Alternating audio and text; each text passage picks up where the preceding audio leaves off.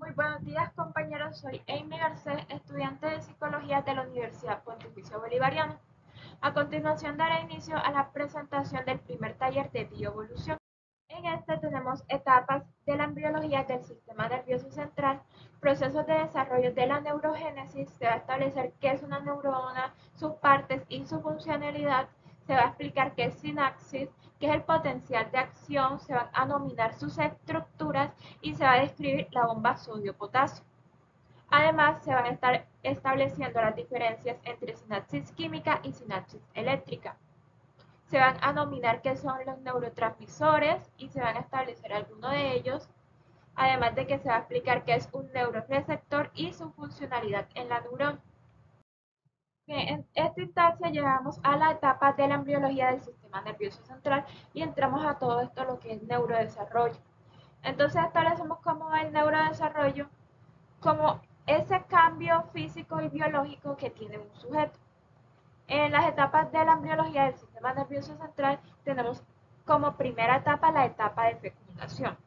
En la etapa de fecundación tenemos dos células haploides, una de gametos femeninos y otra de los gametos masculinos. Entonces, los gametos masculinos cuentan con 23 cromosomas. Estos 23 cromosomas son es 1X y 1Y.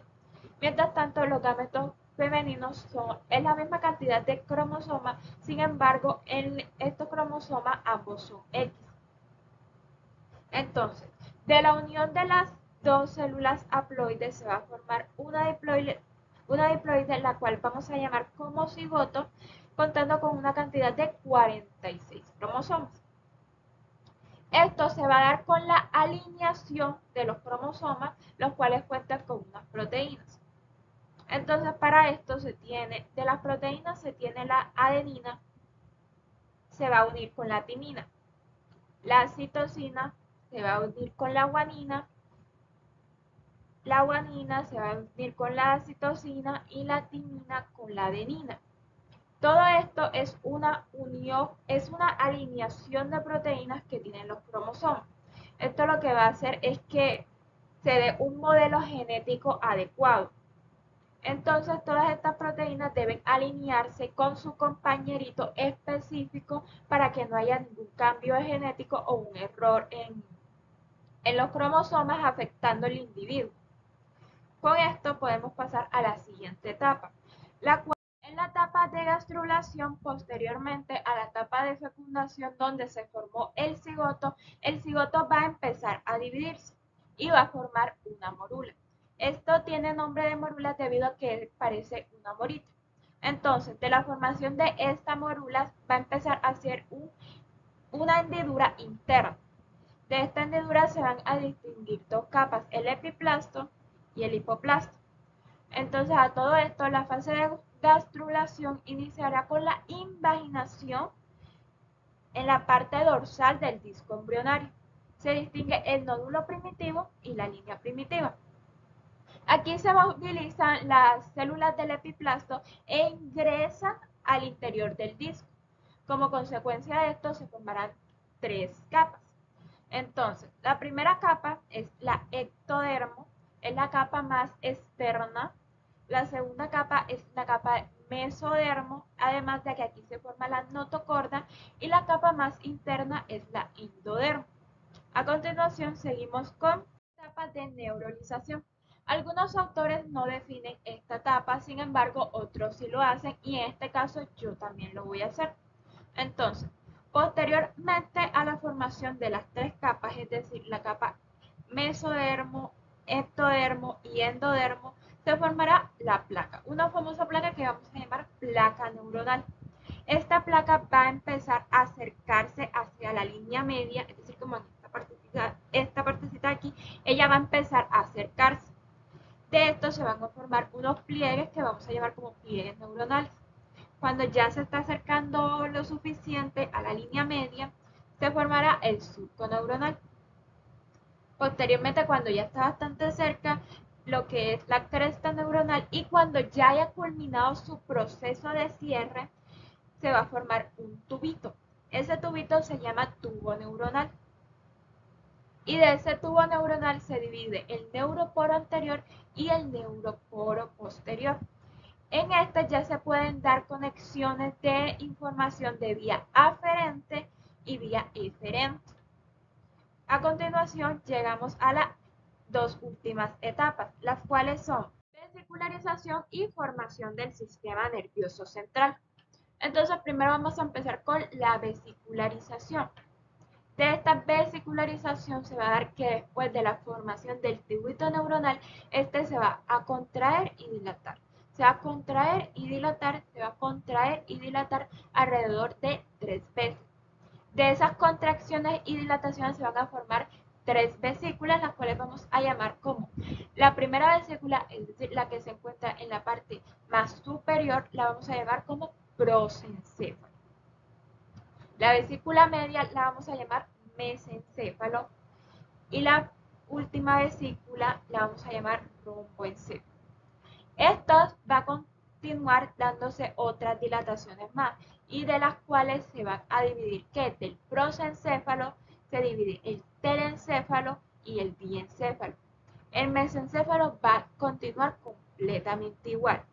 Entonces, de romboencéfalo se va a dividir el metencéfalo y el mielencéfalo. Y ya en su parte más inferior vamos a encontrar la médula espinal.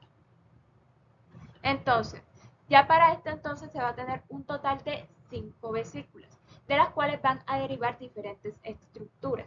Por ejemplo, del telencéfalo se van a derivar todas estas estructuras que son los hemisferios cerebrales. Del diencéfalo se van a derivar todas las estructuras talámicas, el hipotálamo, el tálamo, el epitálamo e incluso se encuentra la hipófisis. Del mesencéfalo se va a derivar todo lo que es los lóbulos occipitales, además de que se va a encontrar con el cerebro medio o mesencéfalo. Del metencéfalo vamos a encontrar el puente o protuberancia y se va a encontrar el cerebelo. Ya por último, en el mielencéfalo se va a encontrar el bulbo raquídeo o la médula oblonga. Y ya aquí continuamos por la médula espinal. Y con esto terminamos la explicación del primer ítem. Llegamos al siguiente. Etapa de neurogénesis. En términos más generales, vamos a definir como la neurogénesis a la producción de neuronas y células guías a partir de una célula madre o una célula progenitora. Entonces, se tiene que después de la formación del tubo neuronal y las 5 vesículas de la pared de ese tubito neuronal van a empezar a emerger muchísimas células. Sin embargo, estas son simplemente células. Estas no son ni células glías ni neuronas. Aquí, en esta parte posterior a esta migración, es que se va a dar la diferenciación. Se van a diferenciar cuáles son las células glías y cuáles van a ser las neuronas. Entonces de esto vamos a llegar a lo que es la etapa de proliferación. En esta etapa de proliferación, las células glías y las neuronas van a empezar a hacer osmosis, es decir, que estas van a empezar a dividirse. Cuando estas empiezan a dividir, van a formar muchísimas neuronas y muchas células glías. En tal caso, las neuronas se encargan de conectar, mientras que las células glías son como un acompañante de la neurona. Las células glías se encargan de nutrir y además de dar antibiótico a la neurona. Y posterior a esto se llega a lo que es la etapa de migración.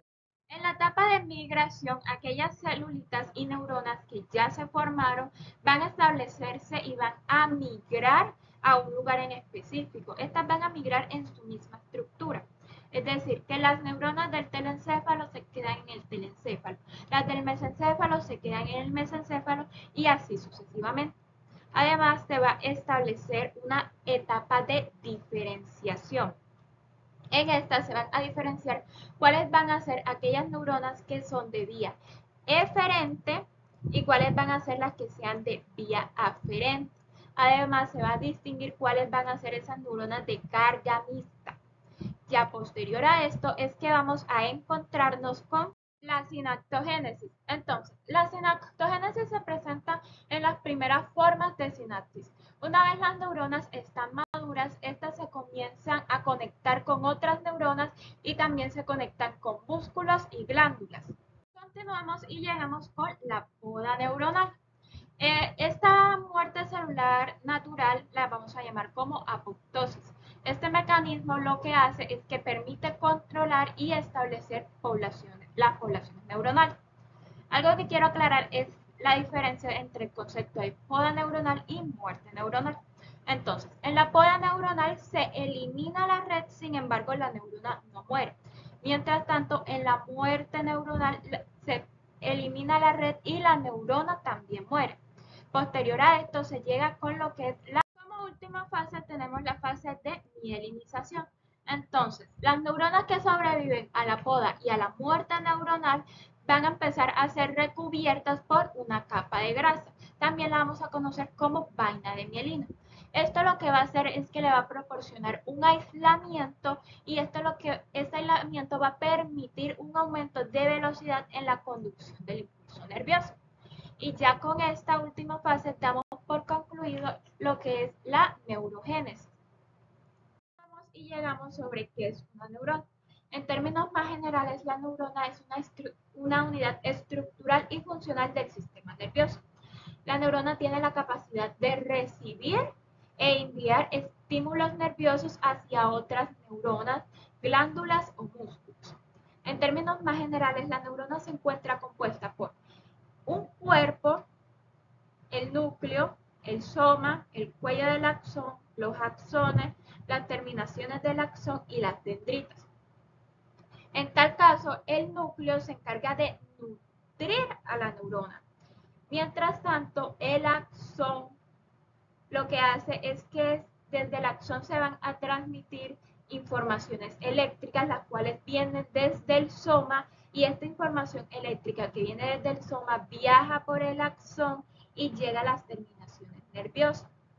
En las terminaciones nerviosas se van a encontrar lo que nosotros conocemos como sinapsis.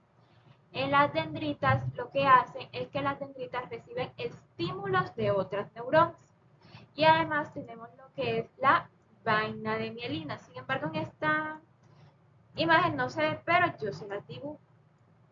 La vaina de mielina lo que hace es que recubre al axón con una capa de proteínas y lípidos, porque la mielina se compone está formada de lípidos y proteínas, y esto lo que hace es que se dé una mayor conducción eléctrica, una conducción eléctrica más rápida, además de que recubre el axón protegiéndolo. Y continuando con la neurona, tenemos a la neurona sensitiva. Tal como su nombre lo indica, esta se encarga de las sensaciones. Entonces, la neurona sensitiva se encuentra aislada o localizada en órganos sensoriales o en zonas del sistema nervioso relacionadas con la integración de las sensaciones. Entonces, la neurona sensitiva lo que va a hacer es que se va a encargar de conducir la información de los receptores que reciben el estímulo hacia el sistema nervioso central. Llegamos con la neuromotora.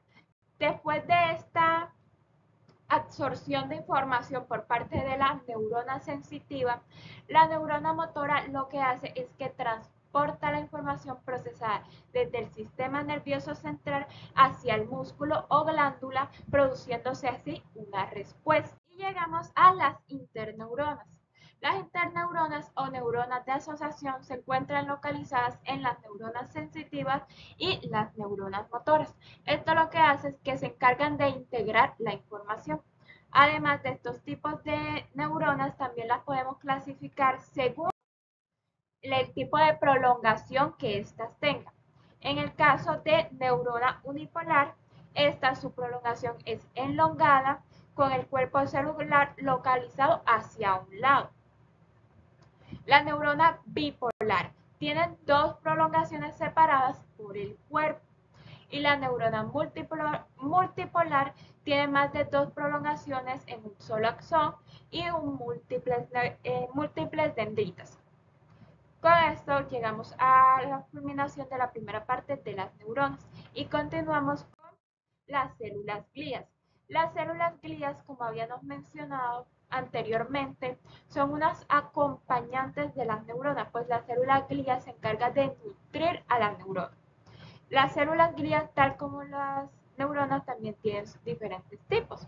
En este caso encontramos los astrocitos. Los astrocitos son células con numerosas prolongaciones que se encargan de regular el pasaje de sustancias desde la sangre hacia el tejido nervioso. Protegen a la neurona de los compuestos tóxicos que pueden circular por la sangre. Llegamos a lo que es la célula oligodendrocitos.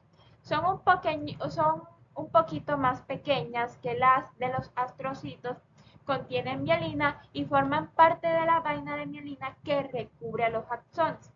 La célula de Schaumann. Esta célula con pocas prolongaciones, en tales casos ninguna, tiene mielina y forman parte de la vaina de los axones.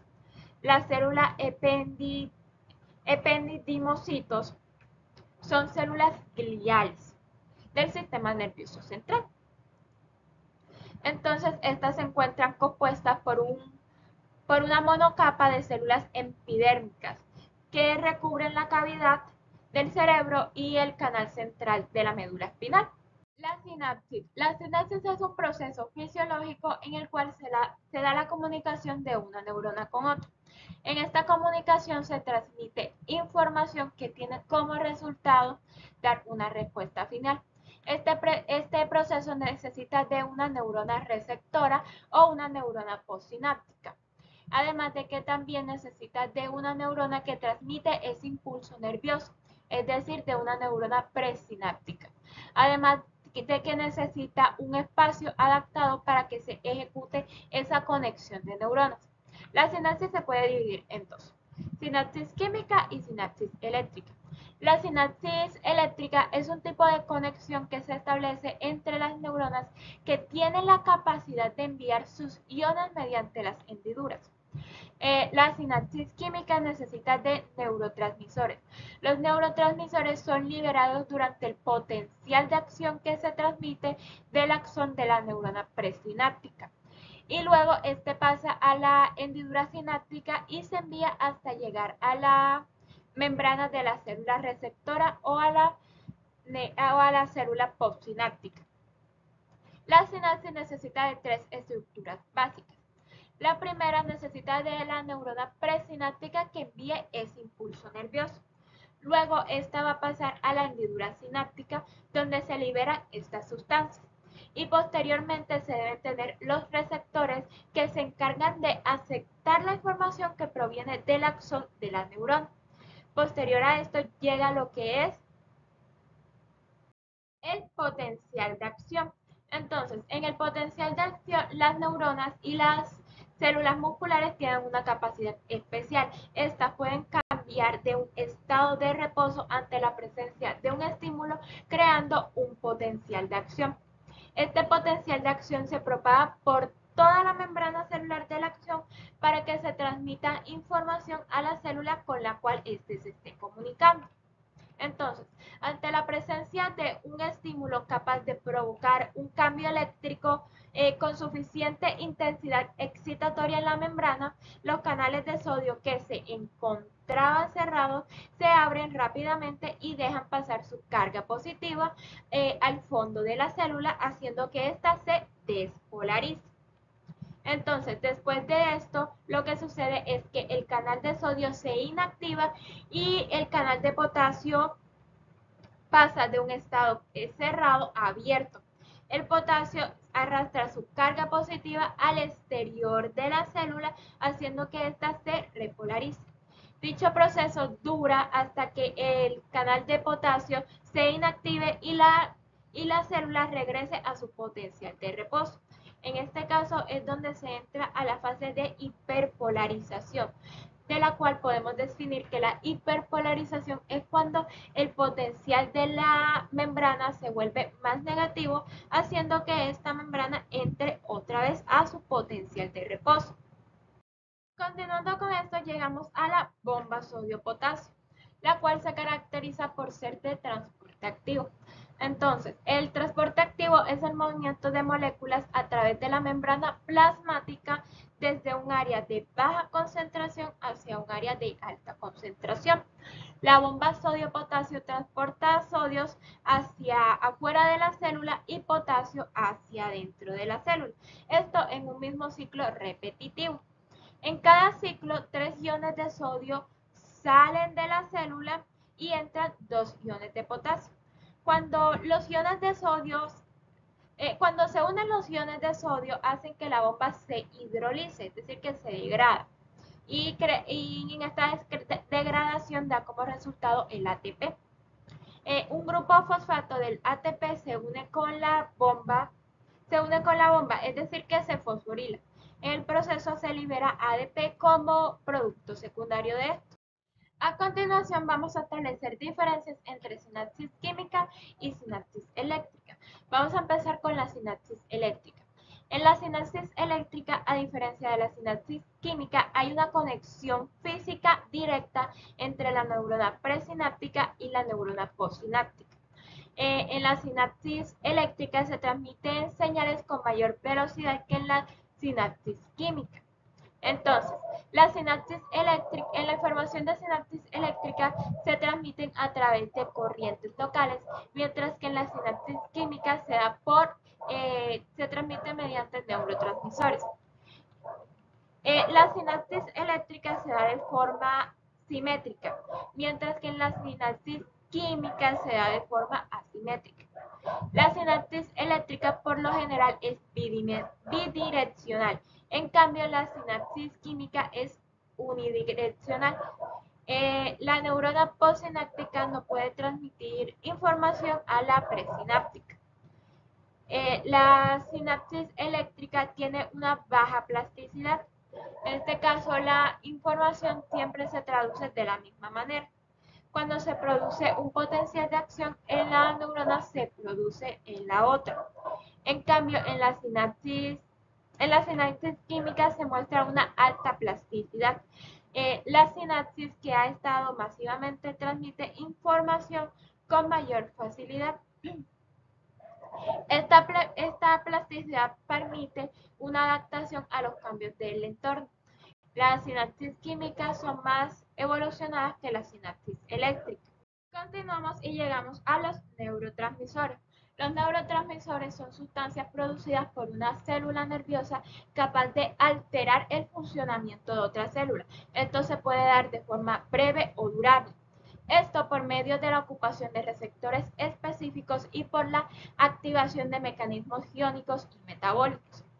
Los neurotransmisores son sustancias capaces de estimular o inhibir de forma rápida o lenta una célula. Existen diferentes tipos de neurotransmisores, así como estos neurotransmisores desempeñan diferentes tipos de funciones. En el caso de la acetilcolina. La acetilcolina tiene un papel excitatorio, además de que tiene un papel importante en la vigilia, la conciencia y la consolidación de la memoria. El GABA.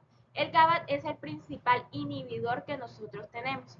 El GABA se encarga de inhibir y modular la excitabilidad de la motoneurona. La glicina. La glicina es un inhibidor y este tiene producción de niveles más altos en la médula espinal. El glutamato. El glutamato es el principal neurotransmisor excitatorio que nosotros tenemos, pues el glutamato tiene un papel importante en la consolidación de la memoria. La dopamina. La dopamina también es un neurotransmisor excitatorio y tiene funciones en los ganglios basales, memoria y el rendimiento. La histamina también tiene funciones excitatorias y se encuentra localizadas en el hipocampo, la amígdala y los ganglios basales. La noradrenalina. La noradrenalina tiene funciones excitatorias. Se encuentra en los núcleos autonómicos y en el tronco del encéfalo. La serotonina tiene un papel inhibitorio, además de que tiene un papel importante en la producción de ansiedad y depresión. Para culminar la presentación encontramos a los receptores neuronales o a los neuroreceptores. Estos se encuentran compuestos por proteínas proteínas y se ubican en la membrana celular. Los neuroreceptores los podemos encontrar en las células presinápticas y en las células postsinápticas. Los receptores los podemos distinguir según sus receptores nerviosos y receptores sensitivos. Los receptores nerviosos son estructuras que detectan los cambios físicos y químicos del ambiente externo, y esto lo que hacen es que transmiten información hacia el sistema nervioso. Al momento de transmitir esta información, traducen los estímulos del ambiente y los convierten en potencial de acción. Los receptores sensoriales se encuentran en las terminaciones nerviosas y se distinguen de las células especializadas. A continuación las podemos distinguir según su localización y su naturaleza. Los estereoreceptores lo que hacen es que se captan los estímulos del medio ambiente. Los propicios receptores, estos se encuentran localizados en los músculos, tendones y articulaciones. Los propicios receptores se encargan de proporcionar información sobre la posición y el movimiento del cuerpo, lo que nos permite a nosotros tener una mejor coordinación y equilibrio. Los interoreceptores se encuentran localizados en el interior del organismo. Y ahora llegamos con lo que es según su naturaleza. Estos pueden ser quimioreceptores, mecanoreceptores, termorreceptores, electroreceptores, nocisoreceptores, fotorreceptores y por último, según su naturaleza, pueden ser estereoreceptivas. Con esto damos culminado la presentación del primer taller de bioevolución. Muchas gracias.